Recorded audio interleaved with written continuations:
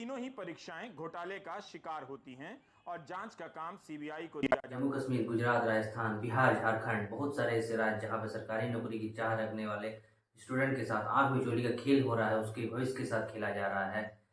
अगर कोई सवाल आवाज उठाता है तो उसको पुलिस के डंडे, सितंबर देशद्रोह 2021 या में फिर सब इंस्पेक्टर की नकारा परीक्षा घोषित हुई कर थी। दिया जाता है। आरोप तो लगने लगे आखिर कि बच्चे पीछे करे किसी भी तो क्या करे, स्टूडेंट करे भी तो क्या करे। 4-5 साल लगाकर अगर कोई स्टूडेंट एक सरकारी नौकरी की तैयारी करता है तो वहाँ से उसके लिए पीछे मुड़ना नामुमकिन सा हो जाता है। और उसके बाद अगर कोई वो स्टार्टअप भी करने चाहता है तो उसमें स्क्रैच से शुरू करने की हिम्मत जो है सभी में नहीं हो पाती, सभी हिम्मत नहीं जुटा पाते हैं। उसके बाद ये पेपर लीक, स्कैम और पेपर लीक तो हमारे समाज में एक बहुत ही बड़ी प्रॉब्लम हो गई है और ये बवासीर की तरह हो गई है, जो कि हमारे स्टूडेंट को और हमारे समाज को दीमक की तरह खोखला कर रहे हैं। अभी कुछ दिनों पहले ही JKSSB Jammu Kashmir service selection board में अकाउंट असिस्टेंट के पेपर लीक के मामले सामने आ रहे हैं। मामला यह है कि Jammu Kashmir service selection board ने एक ऐसे कंपनी को पेपर कराने का जिम्मा सौंप दी है जो कि पहले से ही ब्लैक लिस्टेड है। जी हाँ, और उसमें सीबीआई को भी इन्वॉल्व होना पड़ा है। जी हाँ, एप्टेक नाम की कंपनी जो कि जेकेएसएसबी ने उसे पेपर कराने का जिम्मा सौंपा था, वो पहले से ही धोखाधड़ी के केस में लिप्त है। 2018 के UPPCL Uttar Pradesh power corporation limited के पेपर को लीक कराने में यूपी सरकार ने उसे पहले से ही ब्लैक लिस्टेड करके रखा था। तो सवाल यहाँ पर यह खड़ा होता है कि क्या पूरे देश में जेकेएसएसबी को सिर्फ एक ही कंपनी मिली थी एग्जाम कराने के लिए, या फिर बात कुछ और है। यूपी, बिहार, झारखंड, उत्तर प्रदेश, अरुणाचल प्रदेश, आंध्र प्रदेश में ही ऐसी समस्या है। मैं अपने ही झारखंड राज्य की बात कर लेता हूँ।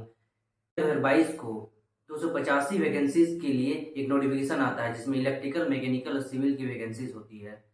3 जुलाई 2022 को पहले पेपर ऑनलाइन कराना था, लेकिन बोर्ड ने कुछ कारण बताकर इसे ऑफलाइन कराती है। चलो यहाँ तक तो बात समझ में आती है, लेकिन उसके बाद जब पेपर दे के निकलते हैं तो पता चलता है कि पेपर लीक हो गया है। मैं खुद उस पेपर को देने के लिए बैठा था। उसके बाद जब पेपर दे के निकला तो पता चल रहा है पेपर लीक हो गया। प्रभात खबर की रिपोर्ट देखिए। आप अंदाजा नहीं लगा सकते हैं कि एक लड़का जो कि पूरी मेहनत से जी जान लगाकर सब कुछ त्याग करके एक पेपर को, एक सरकारी नौकरी को निकालने के लिए मेहनत करता है, उसके बाद जब वो लड़का पेपर दे के निकलता है तो पता चलता है पेपर लीक हो गया है, तो उस लड़के पर क्या बीतती होगी, चलिए उसको क्या प्रॉब्लम फेस करनी पड़ती होगी, ये आप नहीं समझ सकते हैं। 20-20 लाख रुपए में सीट सारे बिक गए और बेचने वाली कंपनी वही है जो एग्जाम करा रही है। उसके बाद पेपर रद्द हो गया, उसके बाद फिर से ऑनलाइन पेपर कराया गया, उसके बाद फिर पेपर लीक और अभी तक मामला कोर्ट में है। 2021 में JPSC, Jharkhand public service commission में भी इसी तरह से हुआ कि पेपर लीक हो गया। तो कब तक इस तरह से स्टूडेंट की लाइफ के साथ खिलवाड़ होता रहेगा। भारत में इलेक्शन कराने की जो स्पीड है वो जापान के बुलेट ट्रेन से भी तेज है, और लेकिन कम एक सरकारी नौकरी को देने के लिए जो परीक्षा की स्पीड है वो एक बैलगाड़ी से भी स्थिति बदतर है। उसके बाद राजस्थान में तो बस में ही पेपर कराया जा रहा है, बस में ही एग्जाम हो रहे हैं। राजस्थान में एक साल में 3 पेपर लीक के मामले सामने आए हैं। अमर उजाला की रिपोर्ट देखिए। राजस्थान पब्लिक सर्विस कमीशन में टीचर भर्ती, 1 स्कूल भर्ती, कांस्टेबल भर्ती, 3 पेपर लीक एक साल में। आप सोच सकते हैं, राजस्थान सरकार ने एग्जाम सेंटर के आसपास के इंटरनेट को बंद करके रख दिया, लेकिन चोर के तो 40 बुद्धि होते हैं ना, किसी न किसी तरीके से वो पेपर लीक ही करा देते हैं।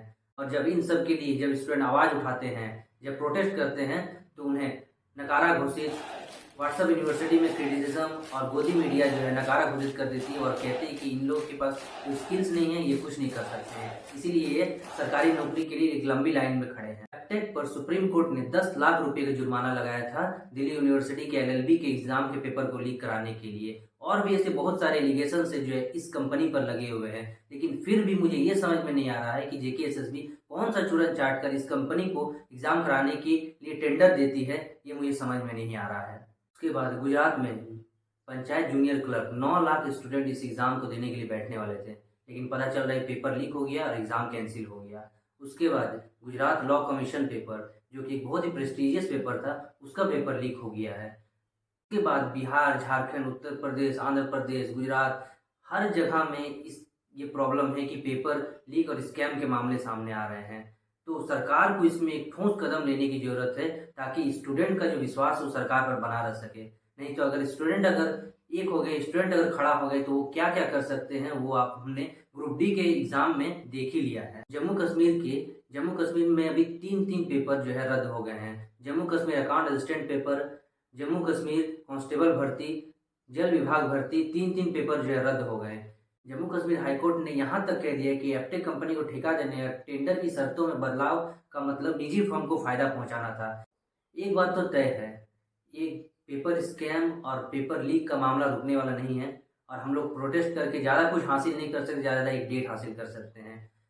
तो इससे बढ़िया है कि गवर्नमेंट एग्जाम की अगर तैयारी कर रहे हो तो उसको करते रहो और उसके साथ साथ अपनी स्किल्स पर भी थोड़ा थोड़ा ध्यान देते रहो, ताकि अगर खुदा न खास्ता फ्यूचर में गवर्नमेंट जॉब ना मिले तो तुम्हारे पास एक दूसरा रास्ता हो जिसमें तुम कैरी कर सको, अपने करियर को बना सको। एक समझदार इंसान वही होता है जो अपने साथ मल्टीपल चॉइसेस लेके चलता है। वीडियो अगर अच्छी लगी हो तो सपोर्ट करना मत भूलना। धन्यवाद।